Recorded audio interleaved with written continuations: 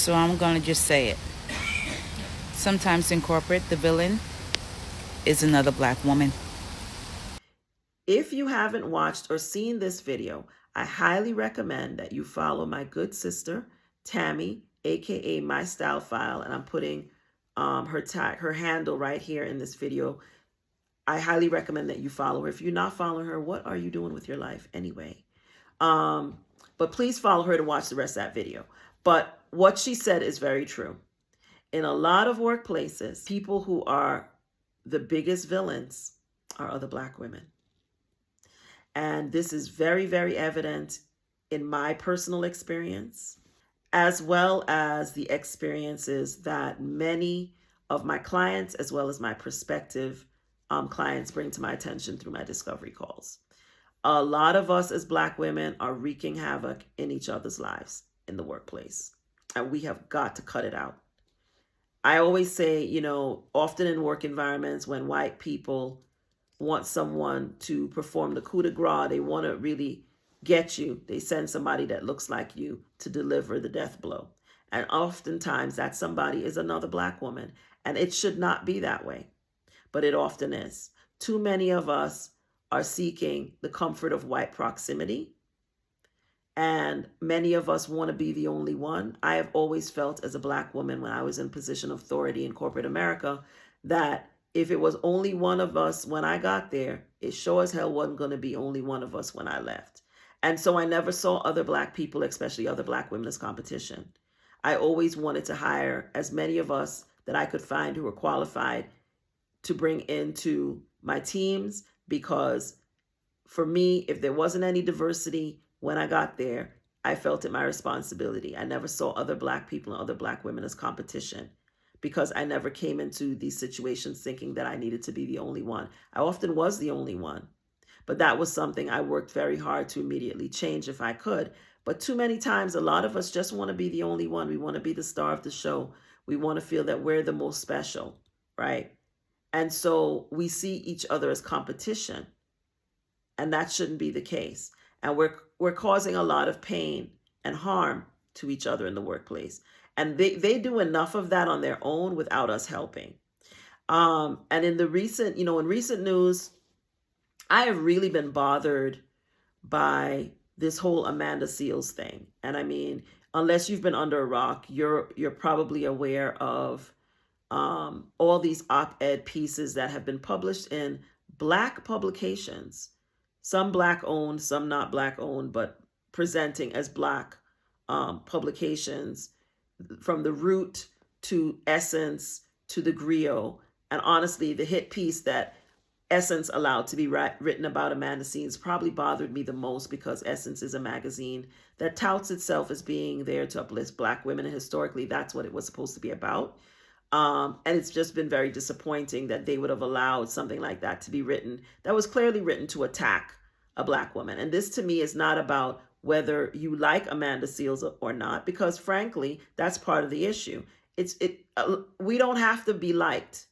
We do need to be respected and treated with respect and treated equally. We don't have to be liked. Being liked is not the barometer that anybody should hold a black woman or anyone else as a standard to, especially in the workplace. It should be about whether or not you have the knowledge, skills, abilities, experience to do your job, and whether you're in fact doing that job. It shouldn't be about whether or not people like you. And that's one of the biggest weapons that white people use against black women, is this whole idea of who likes you and who doesn't, right? They don't use that against each other, especially not against white men, right? White men don't have to be likable. I want to be held to the same standard that white men are held to. You don't have to be likable. Why do I have to be likable, right? And it's usually women perpetuating this nonsense against other women. And in the case of Amanda Seales, I have just been really disappointed by, the number of women who've been in the comments co-signing this foolishness and not really seeing it for what it is, right? Because for me, it's not about whether or not you agree with her, whether you like her. In my opinion, she has always been a person who has spoken forcefully for the rights and liberation of black people. And for that, I love and appreciate her.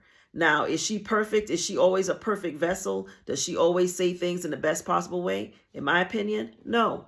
But she shouldn't have to.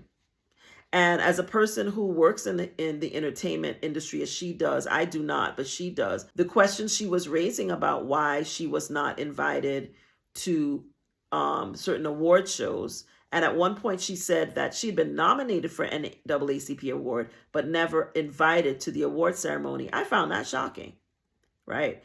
And for people in the Black entertainment community to respond by allowing a bunch of hit pieces to be written about her in multiple online publications, I find appalling. I just find the whole thing appalling. And I really, have other ideas about why it is that this is happening at this time to her that I will keep to myself at this time.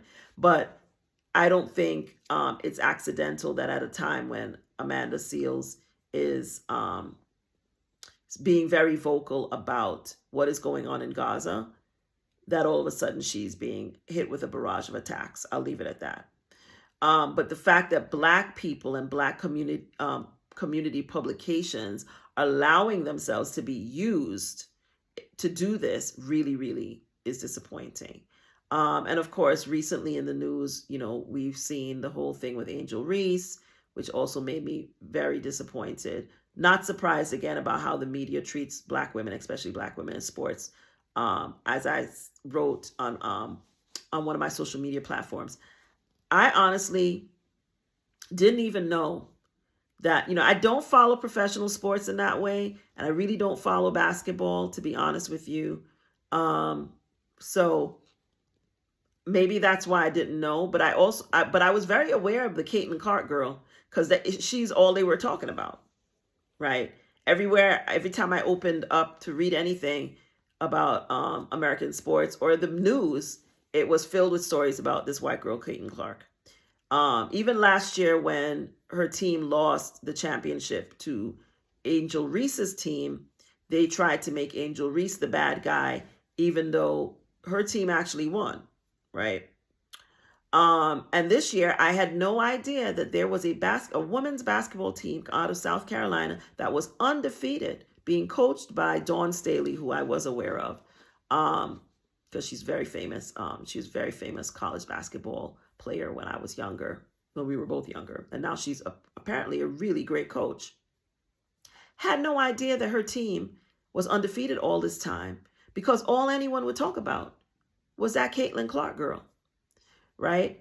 And so even when her team beat Caitlin Clark's team, all the media was focused on was talking about Caitlin Clark, not Dawn Staley. I mean, the night that they won is when I actually found out that they were undefeated, because that's when people mentioned it. But even in the coverage of her win, the media was still focusing on this white girl, Caitlin Clark. And I just feel like right now, Black women are just getting it from all sides. And we're getting it from all sides, from the usual suspects, the mainstream media, and so on. And in our workplaces, we don't need to be helping them. As Black women, we don't need to be helping them. They don't need no help. Let them do their dirty work themselves. Do not be back there holding the smoking gun for them. Because I'm going to let you in on a little secret. They don't like you anyway. They don't like you no better than the people they're telling you to go after. If they don't like the girl who works down 2 cubicles from you, let them go deal with that person. You don't get involved. You don't help them with their tomfoolery, right? Don't get involved in it. And especially to those of us who are Black women, past or present, working in upper management corporate environments, do better. And I know it's hard. And I'm going to acknowledge, I know it's hard. And I know that your life will be easier in your workplace if you're willing to screw other Black people over. And that often they hire you with that's very much what they hired you to do, to be the buffer, to be the bad guy, so that they don't have to. But you don't have to be that either. And you have other options, exercise them. But do not take on a role where you're primarily responsible for being the hatchet women on other people of color, and especially on Black people. Don't be that person. And it's too many of us who are allowing ourselves to be used in that way. Anytime I go on a website and I see one Black person, especially they're usually the operations or HR person, and I find out they've been there for 15, 20 years, I know they're not worth a damn. I hate to say it, but I know that, because I know the only way that they would be there that long is if they were screwing over every other Black person whose path they crossed. They don't like you very much if you're not willing to play that game with them or for them. Ask me how I know. So this video is really to say that I agree with Tammy that a lot of times the biggest villain in the workplace are the Black women, but it doesn't have to be that way. And for those of you who feel that the only way that you can have influence or make lots of money is if you're willing to be that in your workplace, that's not true. You don't have to be. Happy to talk to you about why that isn't true and how you can be different. I worked in corporate America for 20 plus years. I don't think I was perfect. I don't think I was the perfect leader or the perfect manager, but I tried. I tried really hard, and I tried really hard to make sure that the people who worked for me were treated well and respected. And I tried really hard to make sure that I created opportunities for all of the people that worked for me. But I really paid attention to making sure that people of color, especially Black women and Black men, were treated with respect when they worked anywhere that I worked. I did not allow myself to be used as a tool against my own people. And none of us should do that. Obviously, if people are not doing what they're supposed to be doing, you have a responsibility to hold them accountable. But how you do that also matters, right? And you can do that without breaking people's spirit, without, permanently damaging them for the rest of their professional careers after working with you. Too many people have horror stories about their experiences working with Black women. And it just always breaks my heart when I hear it, because it doesn't have to be that way. You can be successful without harming other people. And if you are in a work environment where you feel that that isn't the case and that you cannot be successful, then you need another work environment. Always change the environment, don't change yourself. So I really hope that this video will give us some thought about, are we being the villain?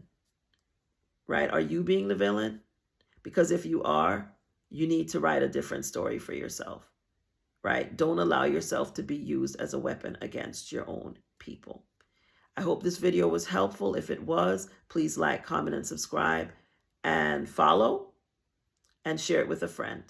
I'm Anne Marie. I'm the anti-HR HR lady. HR is not your enemy, but they're definitely not your friend. But I am. I'll see you in the next video. Bye.